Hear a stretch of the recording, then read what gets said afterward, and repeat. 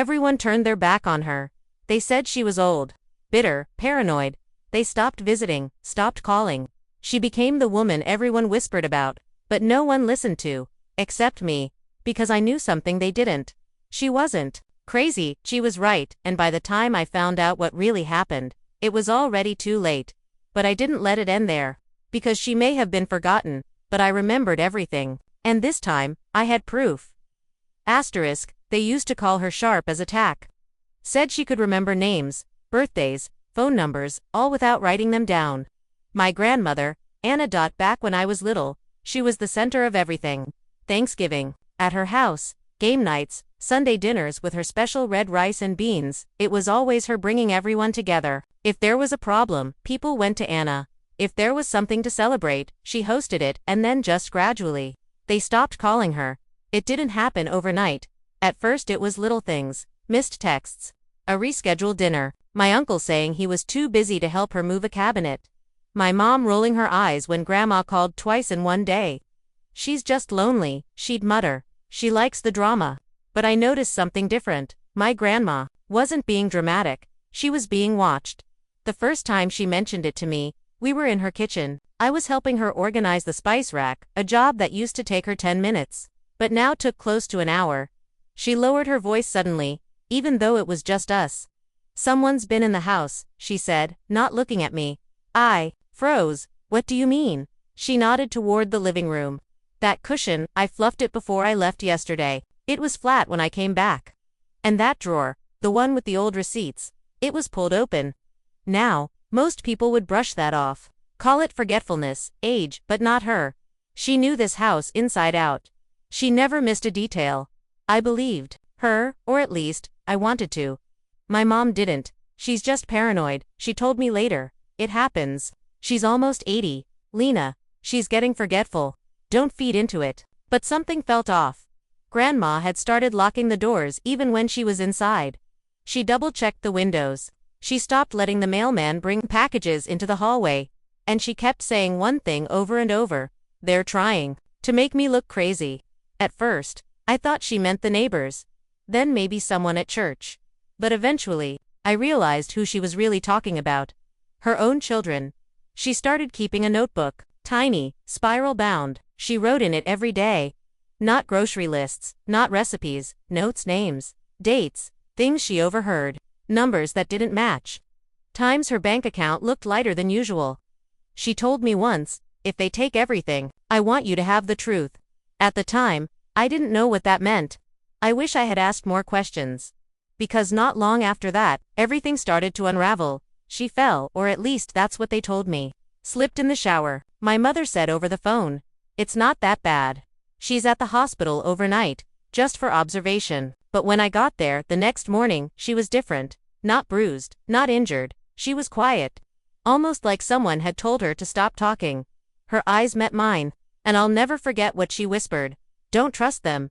They want me gone?" That was the last real conversation I ever had with her. She died 2 days later, no autopsy, no questions. They said her heart gave out. But I knew that wasn't the full story. At the funeral, everyone cried in the loud performative way that people do when they're trying to show how good they are. Aunt Clara brought flowers. Uncle Giulio gave a long speech about how close they had been. I stood there quietly, staring at the casket, not crying, just watching, because I didn't believe them, any of them. They weren't mourning her, they were finally free of her. Later that night, I went back to her house alone. Everyone had left. No one offered me a ride. I walked in through the back door using the key she gave me years ago, and for the first time, I realized it might have been for moments exactly like this. I turned on the light. Nothing looked out of place, until I got to the hallway and saw it. The notebook, her notebook, placed perfectly on the entry table. Like she left it for me. The notebook wasn't hidden. It wasn't stuffed in a drawer, or taped beneath a floorboard, like some crime drama. It was sitting out in the open like it was meant to be found. And it was the same one I'd seen her write in weeks before. Same green cover, same tiny spiral at the top dot, but now, there was a single sticky note taped across the front. "For Lena, don't let them rewrite me." I didn't cry. I just held it like it was the last warm thing in that cold, quiet house, and then I opened it. The first page had dates. Not just random ones, exact dates. Next to each was a name, a short phrase, and sometimes a dollar amount.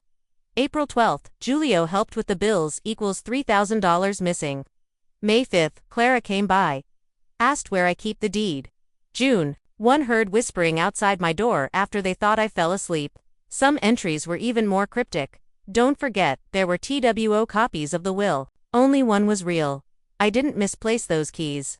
I know I put them in the green drawer. They think I'm forgetting. I'm not. I just stopped correcting them. I read until my hands were shaking. This wasn't paranoia. This was a pattern. Every sentence painted a picture that none of them wanted me to see. A picture of gaslighting, manipulation, theft, and maybe something worse, because on the last page of the notebook, there was one short sentence, written alone, underlined 3 times. They are trying to move me before the summer. I didn't know what that meant, but I was going to find out. I took the notebook home that night. Put it in my backpack, wrapped in an old sweatshirt like it was a treasure, because to me it was. I didn't tell anyone. I just started digging. It began with the will. The one they said she updated, just a few months ago. The one that left her house to Uncle Julio, and her savings split between her 3 kids, with nothing left to bequeath to anyone else. They claimed she insisted on it, said she was clear-minded and firm in her decision. But that didn't match the woman who taught me how to balance a checkbook at age 11, so I went to the county office. Asked for copies of everything public about her estate. They gave me a folder, small, surprisingly light, and said it was all there. I opened it at the library across the street, and that's when I saw it. The notary's signature on her updated will. It wasn't from the state. It was a stamp, digital, printed onto the paper like someone had used a free template. The witnesses. One was Clara's boyfriend. The other, Julio's real estate assistant. No independent witnesses, no video, no legal copy of her saying anything in her own words, and the biggest red flag, the signature didn't match. Not even close. I compared it to the birthday cards she used to send me. The loops were wrong. The N in Anna was too sharp. The dot on the I floated like it was added later. It was forged, all of it. I sat there, in the library, for an hour, trying to process what this meant. They didn't just take her house, they erased her. They made her look like she was willing to give it all away. Like she had no ties, no care, no granddaughter. Like she went quietly, but she didn single quotes, she left me the truth. I took photos of everything, the pages, the signatures, her real handwriting, her notes. I scanned every one. Then, I printed them out 5 full sets, and put them in envelopes. Not to send just yet, but to have ready, because I knew this wasn't going to be a fight about documents. It was going to be a fight about memory. And I had all the proof I needed to say. She remembered everything. I didn't go straight to the police, and I didn't post about it online. Not yet, because I knew if I confronted them too early, without preparation, they'd twist it. They'd say I was grieving.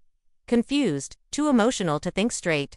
Just like they said about her, so I started documenting every message. Every old voicemail, every Facebook post they made about her peaceful passing. I screenshotted everything. I wasn't building a case. I was building a story, one they couldn't rewrite. The first person I confronted was my cousin, Marissa. She always pretended to be close with Grandma, but I knew she hadn't visited her. In months before she passed, we met for coffee. I slid the envelope across the table, said nothing. She opened it casually at first, then slower, then stopped reading. What is this? Her real will, her notebook, proof the one Julio filed is fake. She stared at me for a long time. You're serious. Dead serious. She looked around, leaned in. I didn't know. Swear. I didn't think. I thought maybe she changed it on her own. Did she ever tell you she wanted to leave Julio the house? No, she admitted. She told me you were the only one who still called her every week. I nodded. Then maybe it's time you helped me make it right. She wasn't the only one I visited. I showed the documents to my mom. She cried. The kind of guilt-ridden cry you only hear when someone realizes they've been complicit in something they didn't want to see. I thought she was just getting confused. She said, I didn't think they'd actually forge anything. You didn't think because it was easier not to. It wasn't kind, but it was true. One by one, I looped in the people who used to roll their eyes at her. I didn't beg, I didn't yell. I just showed them the truth. And slowly, they started to remember who she really was. I made an appointment with a probate attorney. A real one, not the shady guy Julio used to push the fake will through. The woman I met with, Ms. Alvarez, was sharp and fast-talking. She flipped through the envelope silently, then said, "You're sitting on a fraud case, possibly criminal. Can we fix it? We can challenge the will. But the longer you wait, the harder it gets." I nodded. "Then let's start today." What came next wasn't easy. Julio fought back, hired a lawyer, accused me of emotional instability, said I was exploiting her memory to get money. He even tried to get a restraining order when I asked him to vacate the house. But none of it worked, because the more he pushed, the more people paid attention. And the more they looked, the more they realized something wasn't right. We filed the official will contest in probate court. My attorney brought everything. The original will, the signatures, the notebook, witness statements, expert handwriting analysis, emails, ID recovered that hinted at forged documents. I sat there, watching them read every page. Watching Julio sweat, watching my aunt stare at the floor, watching my mother shift uncomfortably. But I didn't move, because I wasn't there to argue. I was there to defend her. A week later, the court ruled in my favor. The fake will was voided, the house, the savings, the rights to her estate, all transferred to me. Just as she had written in her original will years ago. She remembered, and now, the world knew. I didn't throw a party. I didn't post a "we won" status online. I just went to her house, opened the windows, let in the light, made a cup of tea. And I sat there in her chair, staring at the spot where she used to write in that little notebook, and for the first time since she passed, I felt like she was finally at peace. After the ruling, people treated me differently. Some apologized.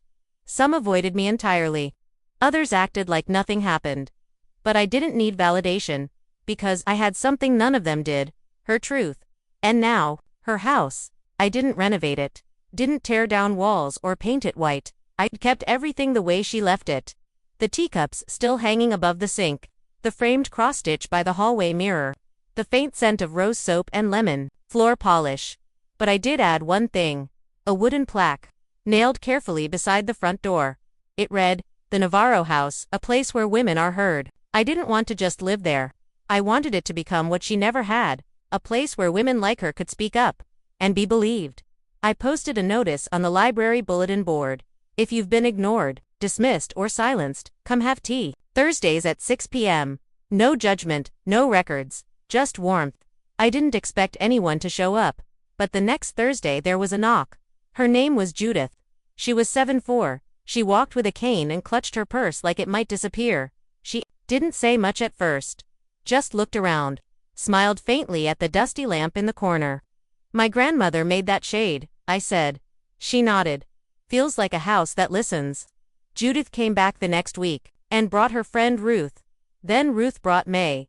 Then May brought 3 more. Soon, we had folding chairs in the living room, a full teapot on the table.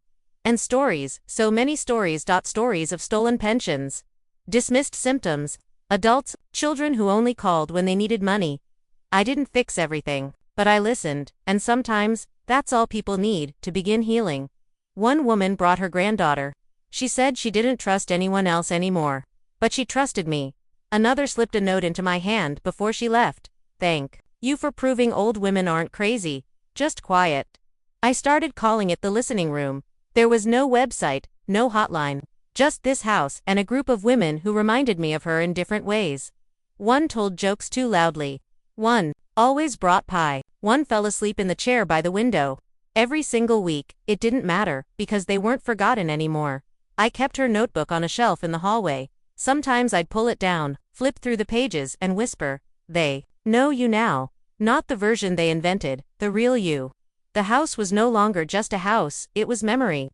It was proof. It was resistance, built softly, gently. Like the hands that used to sweep these floors and hum old songs in the kitchen. I didn't need to make noise to honor her. I just needed to make space, and now, there was space. Some people build monuments. I built a chair. A soft faded blue one, just like the one she used to sit in.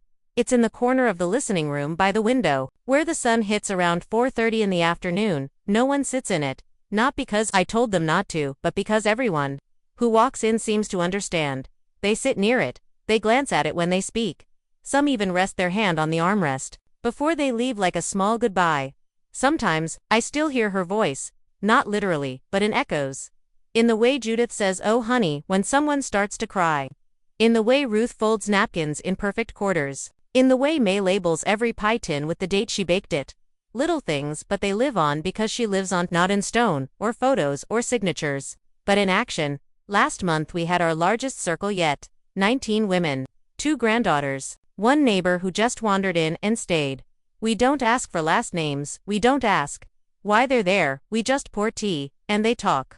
1 woman brought a letter. Not from her grandmother but to her. She was always scared to mail it, she told us. I found it in her sewing kit after she passed.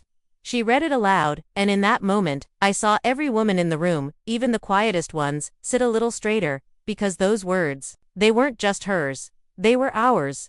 When people ask me what happened to my family, the ones who turned on her, who wrote her off, who made her look like nothing more than a paranoid old woman, I don't say much, I just say, they wrote her out, but she wrote herself back in. I don't know what they say about me now. Maybe they think I got lucky. Maybe they still think I made it all up. Maybe they call me dramatic. Like they used to call her. That's fine, because I'm not doing this for them. I'm doing it for every woman who kept quiet because she was scared they'd say she was crazy. For every woman who wrote the truth on a napkin, because no one believed her voice was worth more than that. For every woman like Anna Navarro, who watched her family disappear the moment she stopped being useful. She wasn't paranoid. She wasn't bitter. She wasn't confused, she was right, and now the world knows it. Everyone turned their back on her, but I didn't. And because of that, they'll never forget her again.